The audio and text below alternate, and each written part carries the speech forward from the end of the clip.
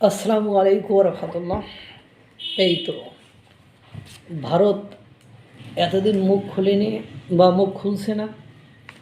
এখন হেমন্ত বিশ্ব শর্মা আসামের মুখ্যমন্ত্রী, হেমন্ত বিশ্ব শর্মা আসামের মুখ্যমন্ত্রী, তিনি বলেন বাংলাদেশ গত 1 বছরে ধরে বারবার বলছে যে নর্থ ইস্ট ভারত থেকে আলাদা করে তাদের সাথে সামিল করবে, অর্থাৎ নিয়ে নেবে।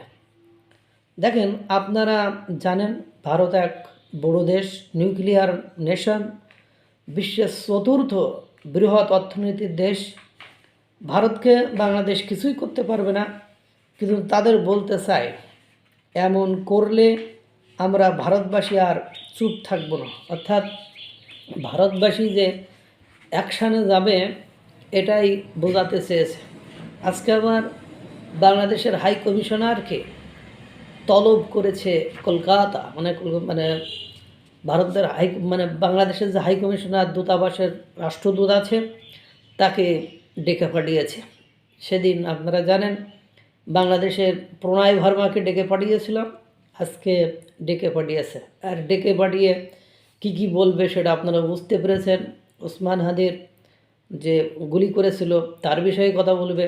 আর বিশেষ করে আমার দেশ পত্রিকার সম্পাদক মাহমুদুর রহমান, হাসনাত আবদুল্লার যেসব বক্তব্য, সেই বক্তব্যের আজকের অ্যাকশান রিয়াকশান হবে। পাশাপাশি সবচেয়ে বড় করে ঢালাও করে যেটা দেখানো হবে সেটা হলো গতকালকে নরেন্দ্র মোদীর বক্তব্যকে কেন্দ্র করে ঢাকা বিশ্ববিদ্যালয়ের ছাত্রছাত্রীরা যে জুতো নিক্ষেপ, জুতো পিটা, তার ছবিতে চটকানো, তার ছবিতে গলায় জুতার মালা দেওয়া, যে ঘটনাগুলো ঘটেছে, এগুলো একেবারে যে গোদের উপর বিষ ফোড়া হয়ে দাঁড়াবে, এটা অনেকে হয়তো বা উপলব্ধি বা অনুমান করতে পারছেন না।